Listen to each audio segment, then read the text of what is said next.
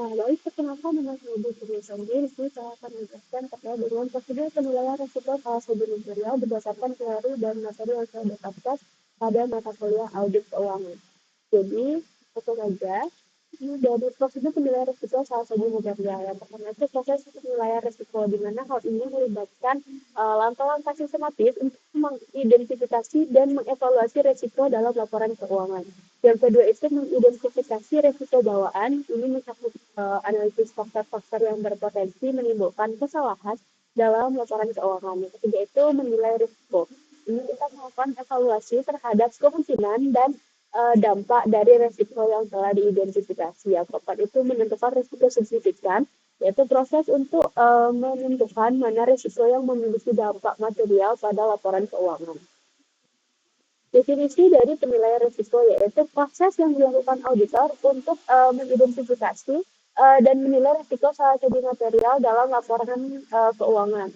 Jadi prosedur penilaian risiko salah satu material itu sendiri, yang pertama itu kita harus memahami entitas dan lingkungannya, yaitu dengan memahami karakteristik dan kondisi operasional entitas serta lingkungan bisnisnya. Yang kedua itu memahami pengendalian internal, yaitu dengan menganalisis sistem pengendalian internal yang ada untuk mengidentifikasi potensi risiko salah saji. Yang ketiga itu ada diskusi tim audit. Yaitu di sini kita mengadakan diskusi dengan tim audit untuk memastikan semua sudut pandang terkait risiko yang diperhatikan.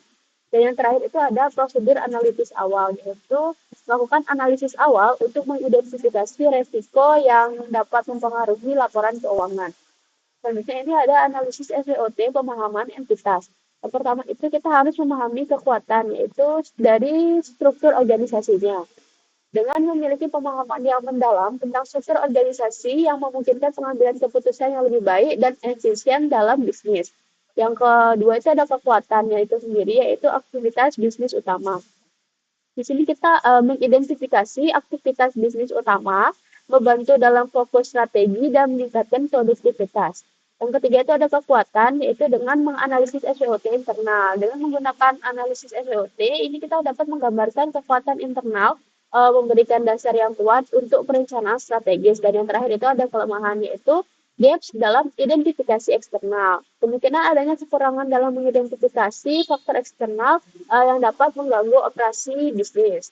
Selanjutnya itu ada evaluasi pengendalian internal. Yang pertama itu kita melakukan evaluasi pengendalian internal, di mana auditor ini menilai desain dan implementasi pengendalian internal yang relevan untuk memastikan efektivitas. Yang kedua itu efektivitas pengendalian internal. Di sini kita menilai apakah pengendalian internal itu mampu mencegah dan mendeteksi salah saji dalam laporan keuangan. Dan yang terakhir itu adalah melakukan pengujian pengendalian, di mana pengujian pengendalian dilakukan untuk menilai efektivitas pengendalian yang telah diterapkan. Selanjutnya ada proses identifikasi risiko bawaan. Yang pertama itu kita meninjau faktor-faktor risiko bawaan seperti kompleksitas transaksi harus dianalisis untuk memahami risiko. Yang kedua itu ada kompleksitas transaksi, yaitu transaksi yang kompleks dapat meningkatkan kemungkinan kesalahan dan risiko yang lebih tinggi. Yang ketiga itu adalah ketergantungan pada estimasi akuntansi, di mana ketergantungan pada estimasi akuntansi bisa menyebabkan ketidakpastian dalam laporan keuangan. Yang keempat itu ada keterlibatan pihak ketiga, di mana pihak ketiga yang terlibat dalam proses itu dapat menambah resiko yang tidak terduga. Dan yang kelima itu ada memahami industri dan regulasi yang berlaku. Di sini kita mengetahui regulasi dan karakteristik industri yang penting untuk menilai resiko dengan tepat.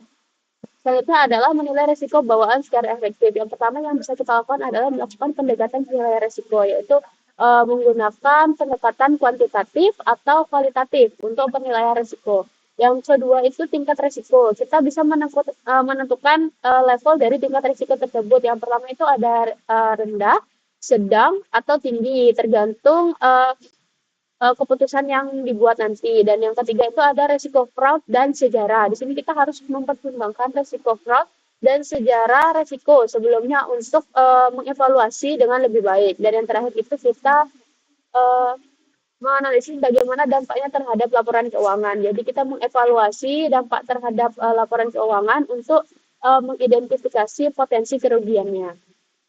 Selanjutnya itu ada menentukan resiko signifikan. Yang pertama itu kita memerlukan perhatian lebih, yaitu identifikasi risiko utama yang dapat mempengaruhi laporan keuangan secara signifikan.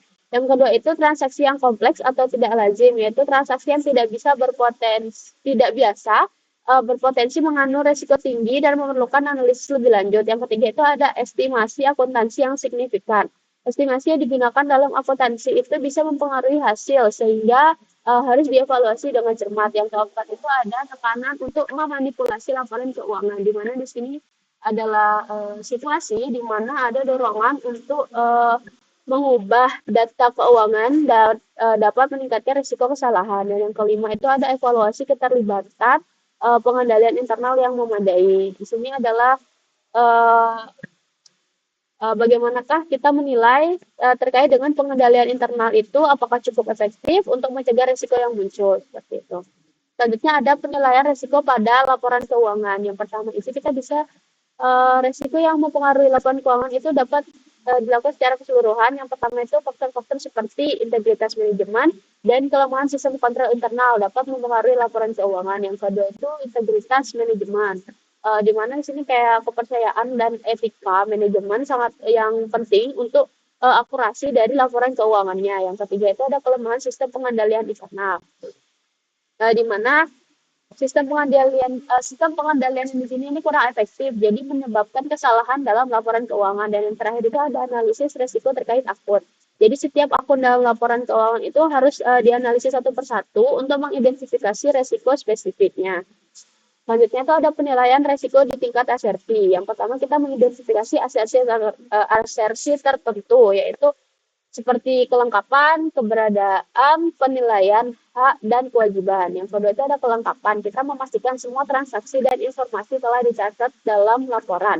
Yang ketiga itu ada keberadaan. Kita harus memverifikasi bahwa semua aset yang dan abilitas yang dilaporkan itu memang benar-benar ada. Yang keempat itu ada penilaian. Jadi kita menilai apakah aset dan kewajiban ini dinyatakan dengan nilai yang tepat. Dan selanjutnya itu ada hak dan kewajiban. Di sini kita menentukan bahwa perusahaan ini memiliki hak atas aset dan kewajiban yang tercatat. Selanjutnya ada mencocokkan risiko dengan asersi. Ini kita menghubungkan antara risiko dengan asersi yang relevan untuk mengidentifikasi potensi salah saji. Dan yang terakhir itu ada risiko salah saji dalam piutang usaha. Jadi contoh konkret risiko yang perlu ditangani agar laporan keuangan akurat. Selanjutnya adalah auditor wajib mendokumentasikan. Jadi setiap auditor itu harus mencatat semua risiko yang diidentifikasi untuk menjaga akurasi dan transparansinya.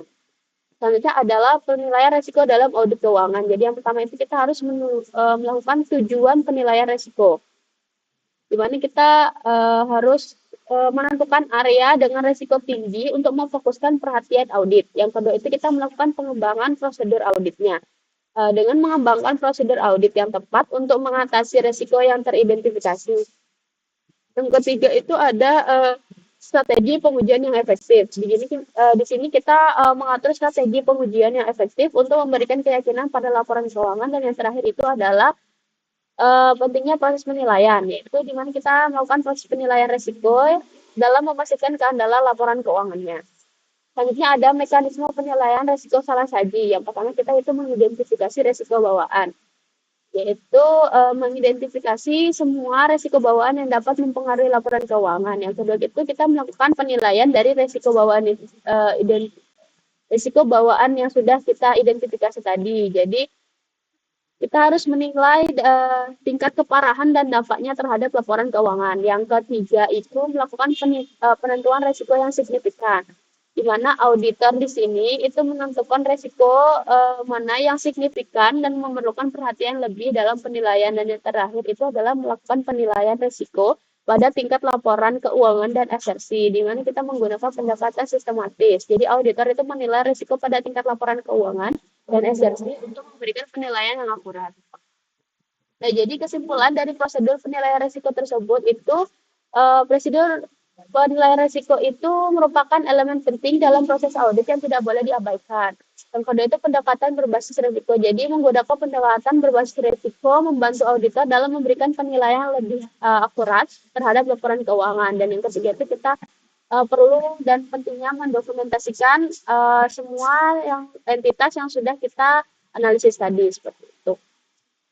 Jadi itu saja yang dapat saya sampaikan. Sekian dan terima kasih.